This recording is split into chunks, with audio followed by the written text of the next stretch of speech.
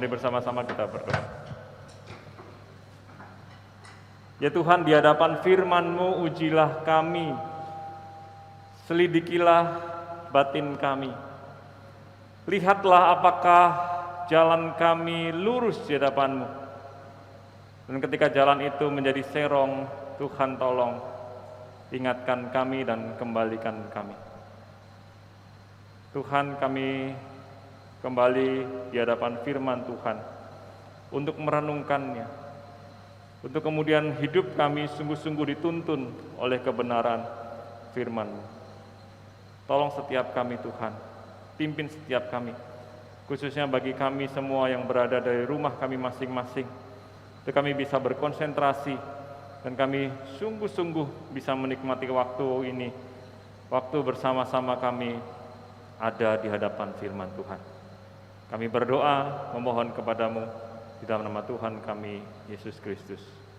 Amin. Silahkan duduk saudara sekalian.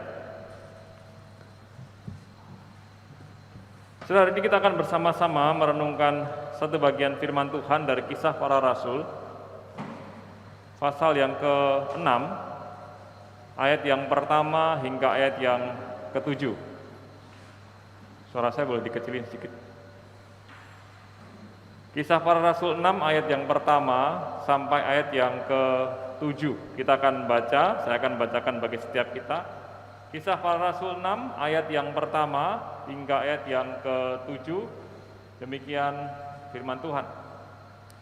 Pada masa itu ketika jumlah murid makin bertambah, timbullah sungut-sungut di antara orang-orang Yahudi yang berbahasa Yunani terhadap orang-orang Ibrani. Karena pembagian kepada janda-janda mereka diabaikan dalam pelayanan sehari-hari.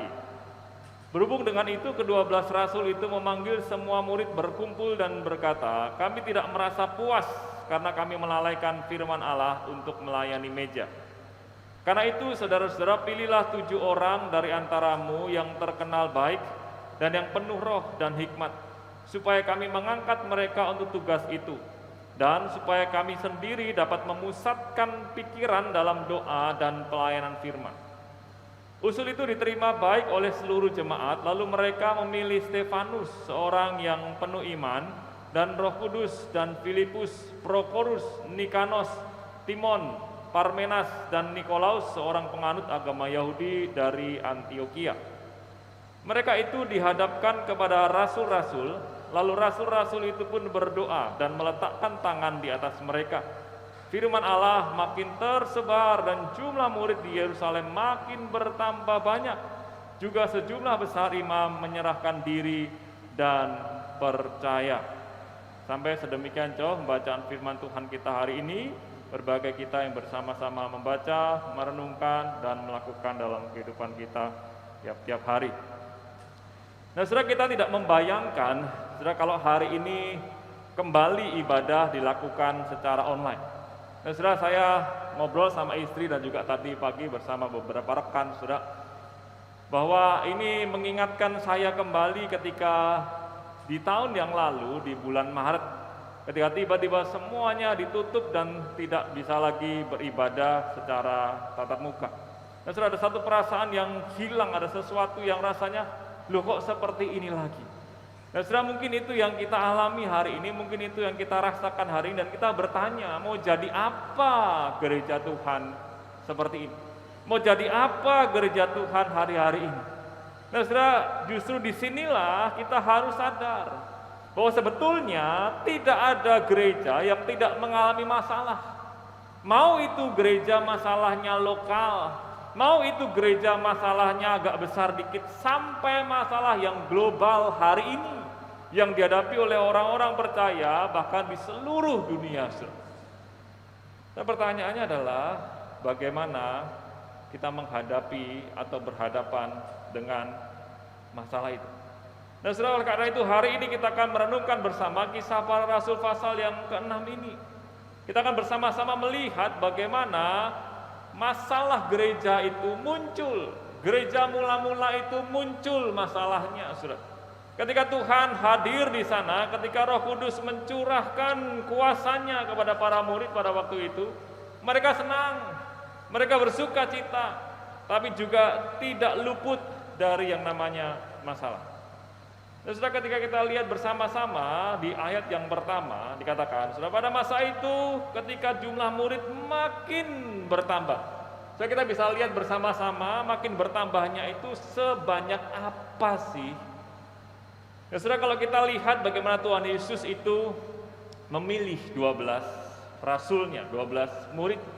Lalu Injil mencatat di situ bertambah menjadi 70, ada yang mengatakan 72 murid pada waktu itu.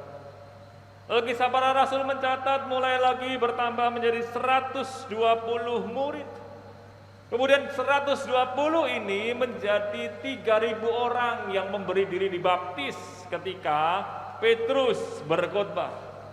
Kemudian setelah itu sudah di pasal yang keempat, Kisah Para Rasul mengatakan dari 3.000 ini menjadi 5.000 orang laki-laki saja, belum terhitung yang lainnya.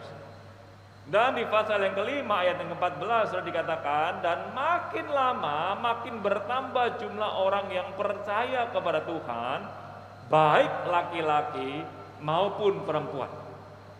Jadi sudah bisa membayangkan betapa banyaknya jumlah murid pada waktu itu, ribuan.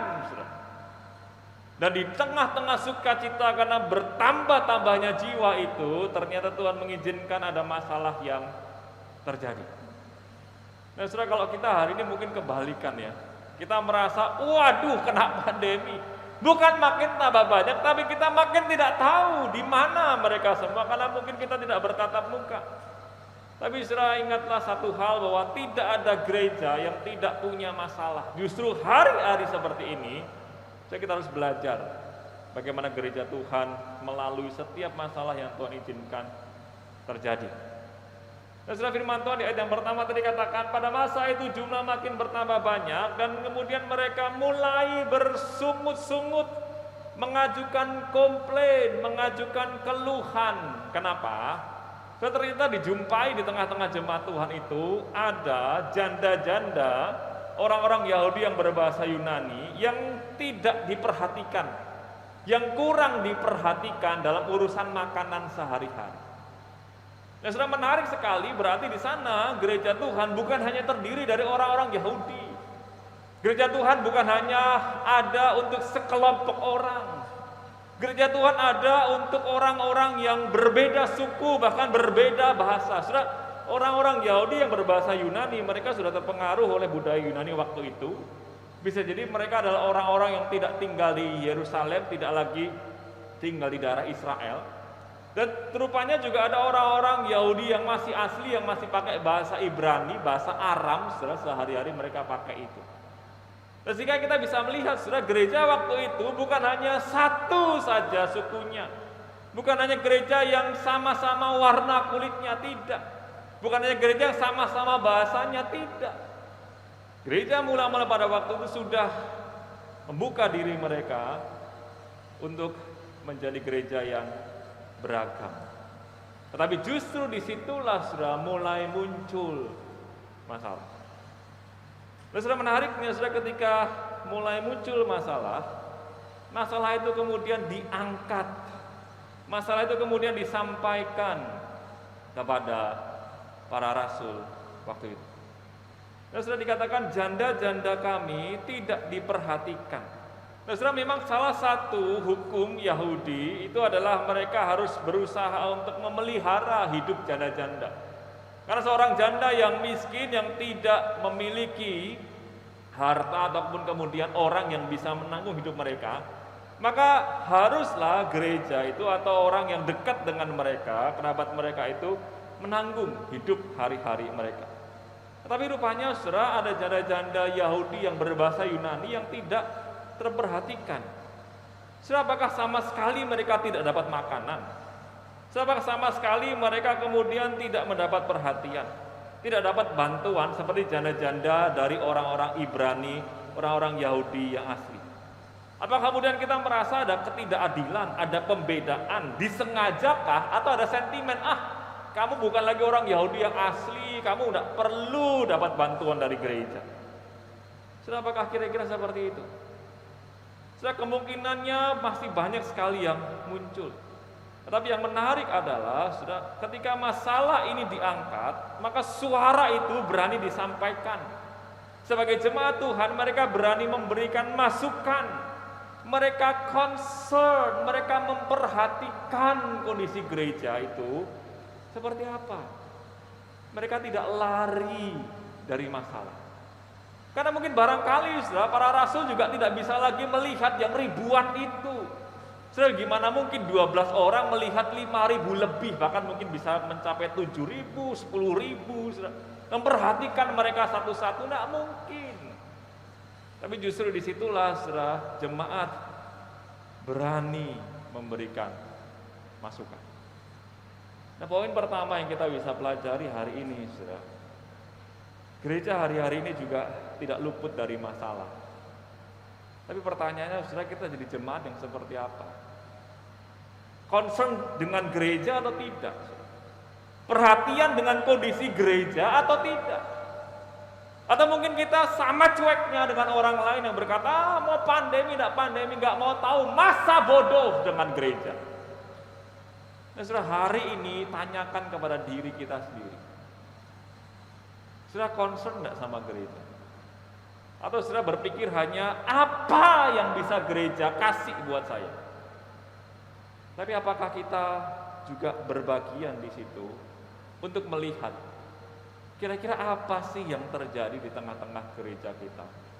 Masalah apa sih yang sedang terjadi, dan saudara menaruh hatimu di situ untuk memikirkannya bersama-sama. Saudara, jemaat Tuhan waktu itu dengan sangat jelas mereka memikirkan, dan yang mereka pikirkan, saudara perhatikan, janda-janda, orang yang statusnya bisa dikatakan paling kecil, miskin, tidak terperhatikan waktu itu.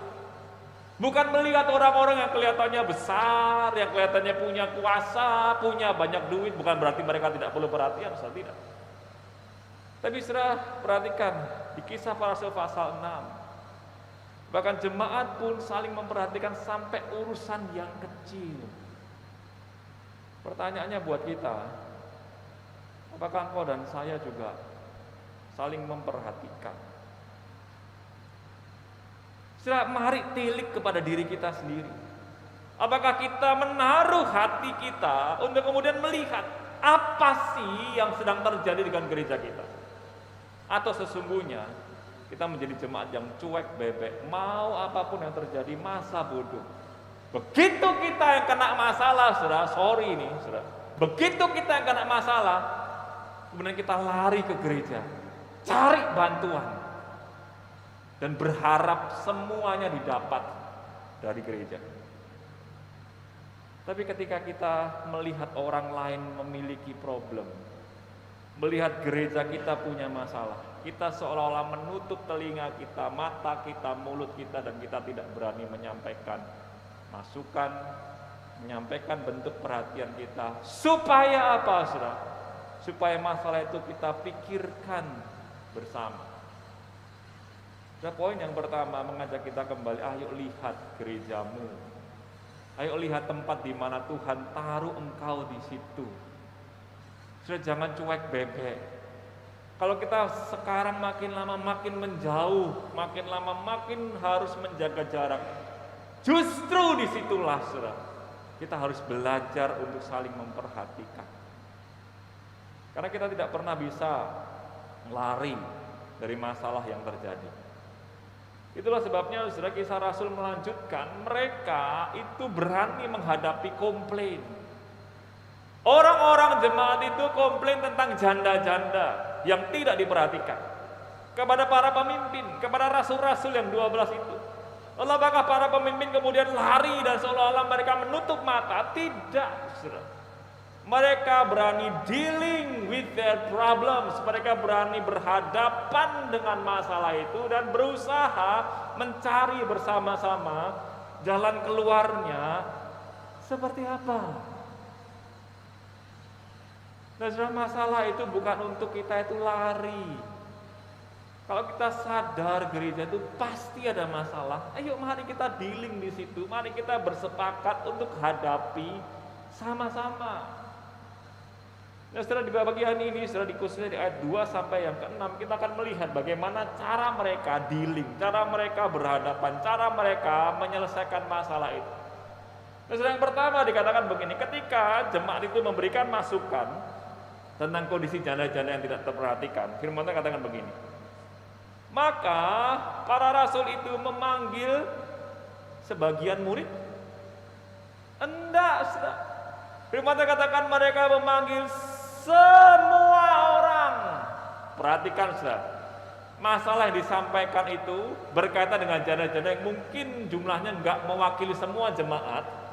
Mungkin orang berpikir, alah cuman masalah janda begini aja kok. Enggak. Buat para rasul itu signifikan. Perhatikan saudara, buat para rasul itu penting. Dan para rasul memanggil semua murid ini untuk apa? Menyelesaikan masalah itu bersama-sama.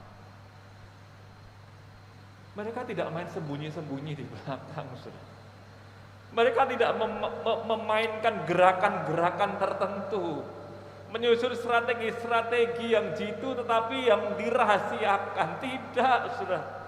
Gereja mula-mula pada waktu itu memanggil semua anggota jemaatnya untuk bersama-sama bisa melihat, nih loh, gereja kita punya problem. Saudara, mau nggak kita semua juga melihat hal yang sama? Hai para pemimpin gereja, hai para pengurus, mau nggak kita juga menghadapi masalah itu bersama-sama?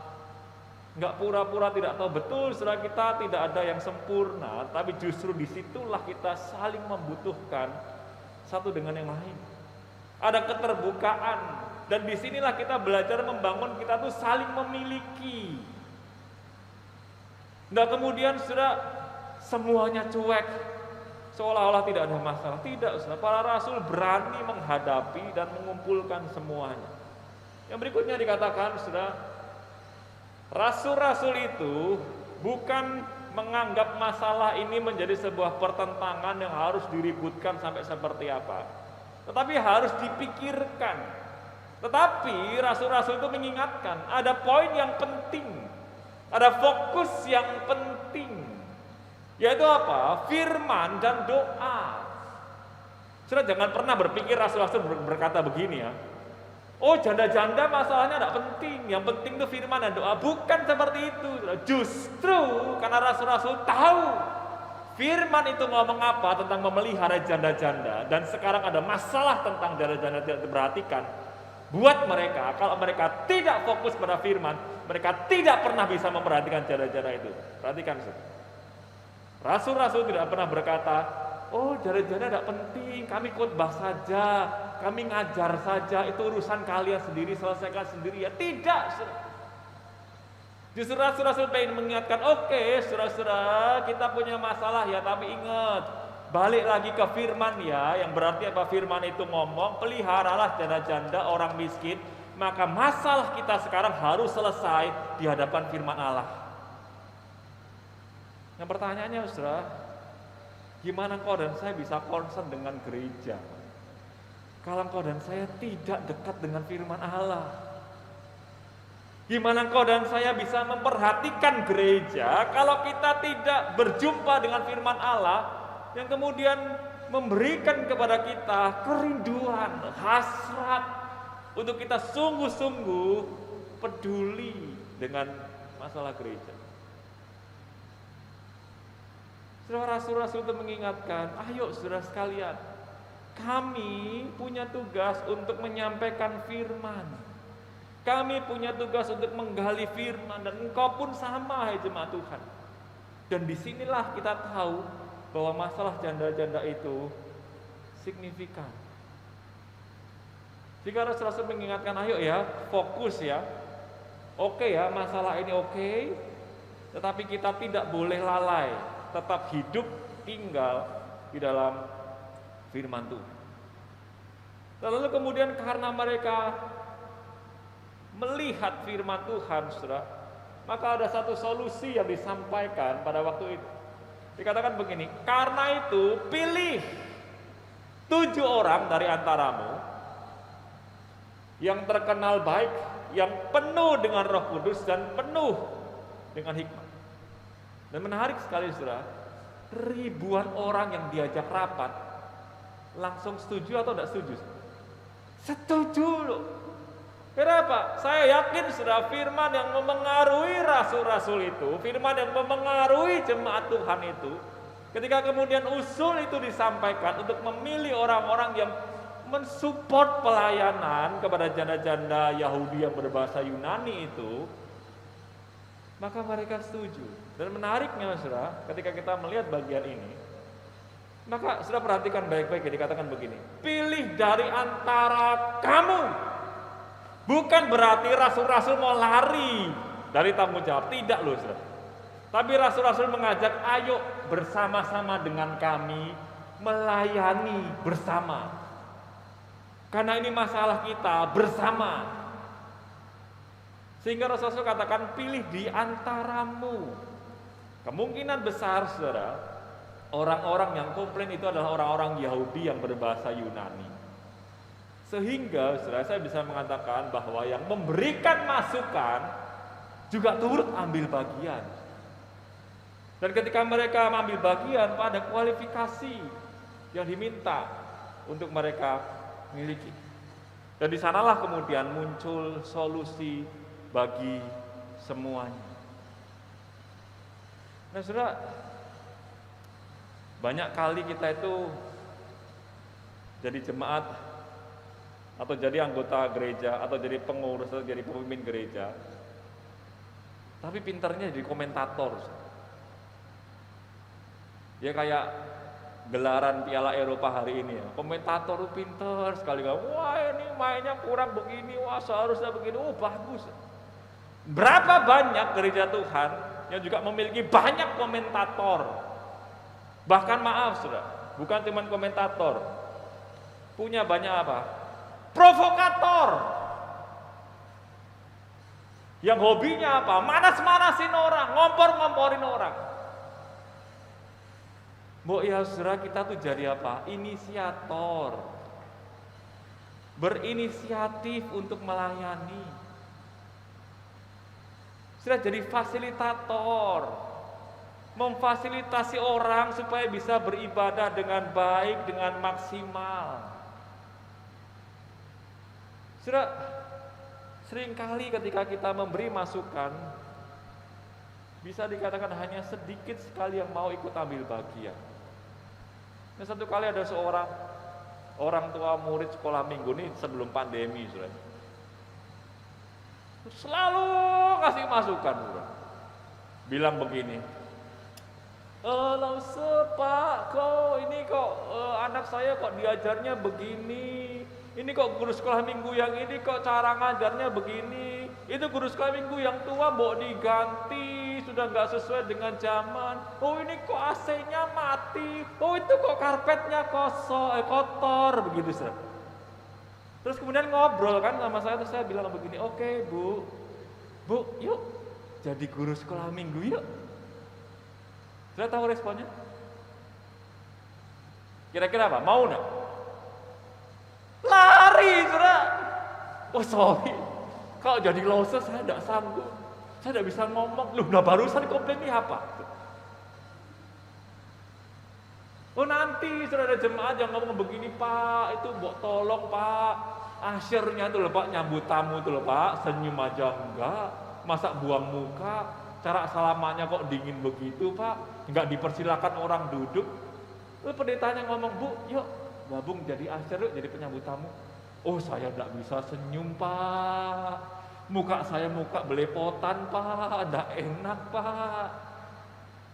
Bisa berapa banyak kita seperti itu. Sudah mari lihat bersama-sama.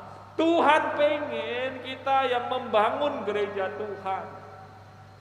Ketika ada sesuatu yang terjadi di gereja kita dan kita tahu itu, kita perhatikan itu, mari jadi bagian dari solusinya. Jangan lari. Saya paling gampang memang lari. Walaupun kita tahu lari kita juga nggak kenceng-kenceng amat, saudara. Tapi Tuhan mau, sama seperti yang diperhadapkan kepada firman Tuhan kita hari ini. Saudara, mereka memilih 7 orang. Dan kalau saudara perhatikan nama-nama dari 7 orang itu, saudara, kemungkinan besar adalah 6 diantaranya itu orang Yahudi berbahasa Yunani. Satunya dikatakan Nikolaus itu seorang penganut agama Yahudi. Jadi kemungkinan besar Nikolaus itu bukan orang Yahudi, tapi dia adalah orang yang ikut menganut agama Yahudi. Jadi menarik, saudara, sepertinya ada antisipasi lagi dari para rasul. Saudara perhatiin ya, ini orang Yahudi. Mereka perhatikan janda-janda mereka sendiri orang Ibrani. Tapi ada orang Yahudi yang berbahasa Yunani. Agak sedikit mungkin mereka tidak perhatikan karena tidak dalam gabungan mereka orang-orang Ibrani. Terus masalah muncul kan, dikasihlah orang-orang Yahudi berbahasa Yunani menyelesaikan masalah janda-janda itu. Plus satu yang namanya Nikolaus yang adalah penganut agama Yahudi. Kalau saya perhatikan ya, kalau nanti ada janda-janda yang bukan orang Yahudi, tidak bisa bahasa Yunani, dan mereka jadi percaya.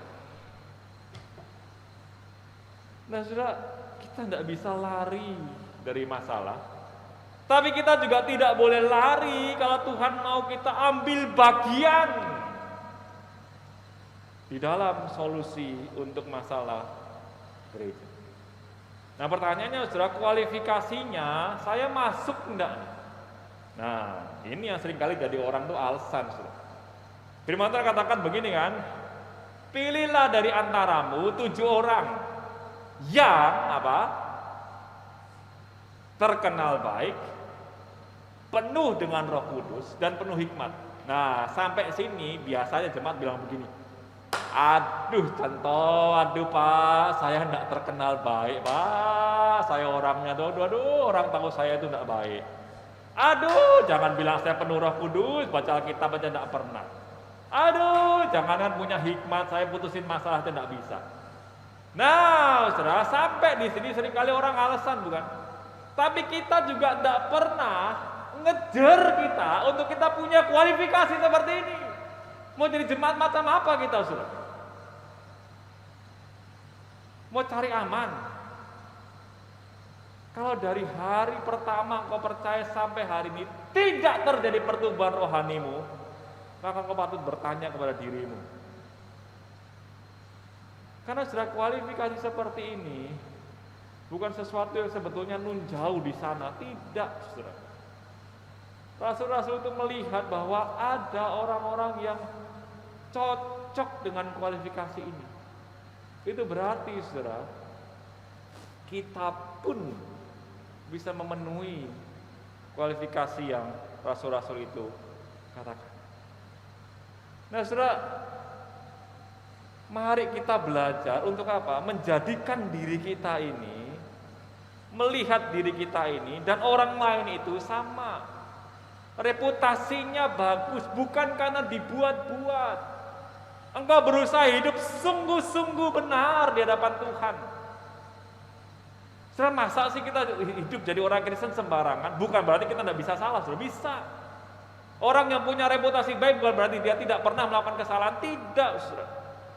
Tapi dia terbukti bisa melewati kesalahan demi kesalahan dan dia selalu belajar untuk melakukan hal yang baik dan benar. Masa engkau dan saya jadi orang Kristen cuma maunya gitu-gitu aja? Enggak mungkin, saudara. Jadi tidak ada alasan buat kita ngomong begini, aduh saya tidak bisa, saya tidak baik. Saudara, lihat lagi diri kita. Saya penuh dengan Roh Kudus berarti apa? Masakan engkau dan saya tidak menjaga hidup rohanimu di hadapan Tuhan? Masakan ketika engkau dan saya jadi orang percaya, engkau tidak mau hidupnya dikuasai oleh Roh Kudus? Jadi macam apa, saudara, kalau kita seperti itu?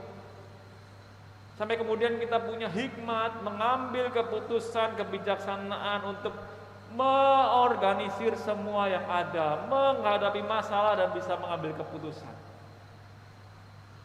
Nah, saudara, bukankah setiap kita juga dituntut hidup kita seperti kualifikasi ini? Itu berarti, saudara, setiap kita punya kesempatan yang sama untuk turut ambil bagian melayani.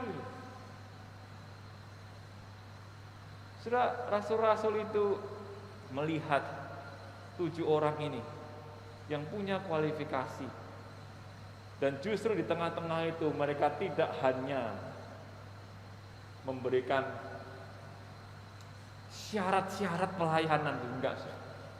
Firman Tuhan dikatakan begini, di ayat yang ke-6, mereka yang sudah punya kualifikasi itu secara manusia terlihat, tapi di hadapan rasul-rasul menumpangkan tangan atas mereka, dan mereka yang dipercayakan itu diberikan kuasa ilahi. Itu berarti kita yang merasa masih kurang sekalipun, Tuhan mampukan kita.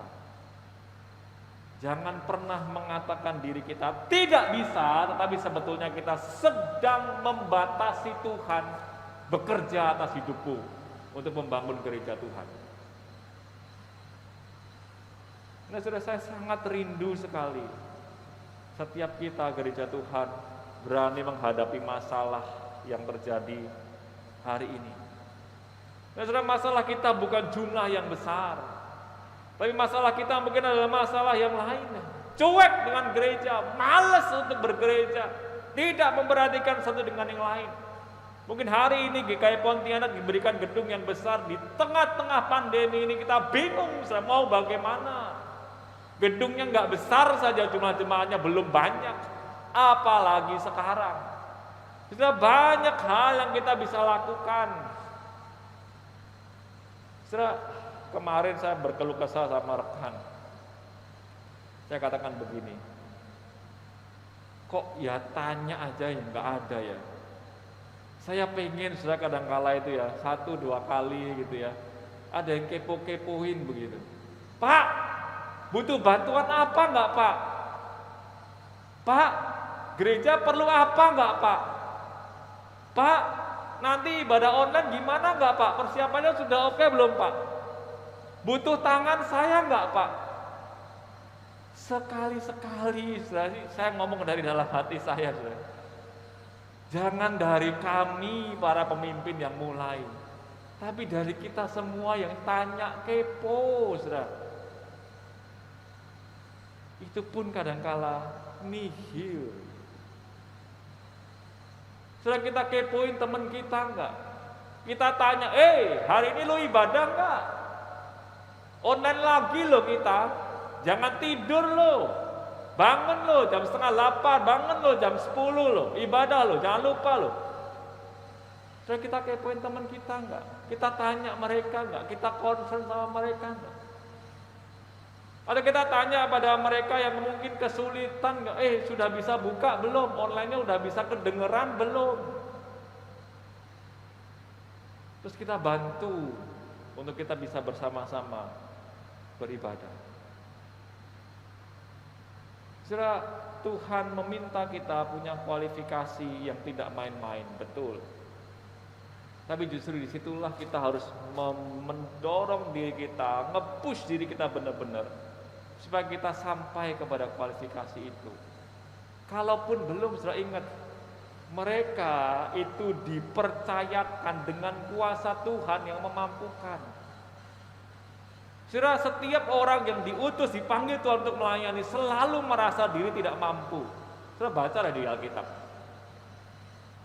Tidak bisa, saya orang berdosa. Musa bilang saya nggak bisa ngomong. Yosua ketakutan, banyak sekali. Sudah. Tapi apa yang terjadi ketika mereka ada di tangan Tuhan? Mereka jadi pribadi yang luar biasa. Pertanyaannya begini, saudara. Nyoba pun kita enggak loh. Gimana kita mau temukan tempat kita bisa melayani dengan benar? Nyoba pun malas, saudara. Saudara, hati-hati loh. Bisa jadi, saudara, kita merasa kok aku nggak berguna segala macam, karena kita tidak berusaha juga dari dalam diri kita untuk menempatkan posisi kita di tempat yang tepat. Kadang-kala saya merasa saya tuh jorokin banyak orang, dorong banyak orang, nyemplungin banyak orang untuk pelayanan. Tapi nggak sedikit juga yang akhirnya bersyukur. Kenapa? Kalau nggak dijorokin sama Pak Nail, kalau nggak dikin sama Konal, rasanya aku ya cuma mandek gitu-gitu aja. Tapi saya lebih bersyukur lagi, saudara, kalau itu menjadi sebuah inisiatif dari dalam diri kita. Temukan tempat yang pas untuk kita melayani. Jadilah orang yang kemudian berkualitas di sana. Jangan cepat puas, terus belajar. Kalau coba yang A, oh enggak pas. Aku mau nyanyi, oh suaraku fals, berarti bukan di situ. Aku mau begini, oh saya enggak bisa main, oh berarti bukan di situ. Sudah temukan tempat yang pas, pasti ada kalau kita mau berusaha. Nah, saudara, sehingga dampaknya adalah dalam penutup ayat yang tadi kita baca. Ketika firman itu jadi fokus, ketika masalah itu selesai, solusinya didapat, maka apa, saudara? Firman Allah makin tersebar. Jumlah murid makin bertambah banyak. Saya perhatikan, firman-Nya tidak diabaikan, hal-hal sehari-harinya pun terselesaikan. Itu kenapa? Karena semua orang mau ambil bagian. Sudah mungkin kita semua bertanya, aduh gimana ya? Kayak Pontianak nih pindah tempat yang baru, gimana ya? Gimana terus ya gimana, sudah? Nanti sudah berharap misalkan, wah biar pemimpinnya aja yang PI kelilingan kemana-mana, kita jemaat diam-diam aja. Enggak, sudah. Kita semua berbagian untuk mengambil pelayanan kita masing-masing. Dan waktunya berubah adalah sekarang. Kalau saudara tidak mau berubah, maka gereja Tuhan akan bubrah. Perhatikan baik-baik. Kalau kita tidak mau berubah dan mencari segala macam cara untuk kita bisa concern menjadi bagian dari gereja Tuhan, maka gereja ini akan bubrah. Nah, justru di situ saudara, kita sangat-sangat merindukan pertolongan dari Tuhan. Supaya apa? Supaya firman Tuhan makin tersebar dan Tuhan menambahkan jumlah orang yang percaya. Hari-hari ini banyak orang yang desperate. Hari-hari ini banyak orang yang kecewa. Hari-hari ini banyak orang yang cuek. Hari-hari ini banyak orang yang mengalami kedukaan. Hari-hari ini banyak orang yang terluka. Mau nggak kita jadi bagian untuk menjadi penghiburan? Mau nggak kita jadi bagian untuk menjadi kekuatan buat mereka? Mau nggak kita jadi support system membangun komunitas yang saling mendukung satu dengan yang lain? Supaya gereja itu sungguh-sungguh menjadi terang. Gereja itu berdampak bagi semua orang yang ada di sekelilingnya. Sehingga saudara, ada pertumbuhan di dalam gereja buat orang-orang percaya, tapi juga sekaligus ada pertambahan. Karena Tuhan memakai kita untuk melayani dan menjadi saksinya dimanapun Tuhan menempatkan kita. Semari kita bersama-sama belajar membangun gereja Tuhan di tempat ini, dan kita menghadapi masalah bersama dan jadilah bagian dari solusi masalah gereja itu. Tuhan memberkati kita. Mari kita tundukkan kepala kita berdoa.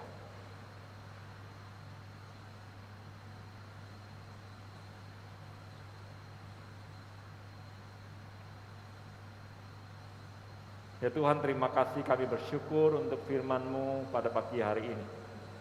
Tuhan, topang kami, Tuhan tolong kami, supaya setiap kami belajar bagaimana diri kami melayani Tuhan dengan benar. Bagaimana kami menemukan tempat yang pas. Bagaimana kami menemukan pelayanan yang cocok untuk kami di dalam tubuh Kristus ini, dalam gereja Tuhan. Tuhan, tolong kami tidak berhenti untuk kami bisa concern, perhatian dengan gereja-Mu, dengan orang-orang percaya.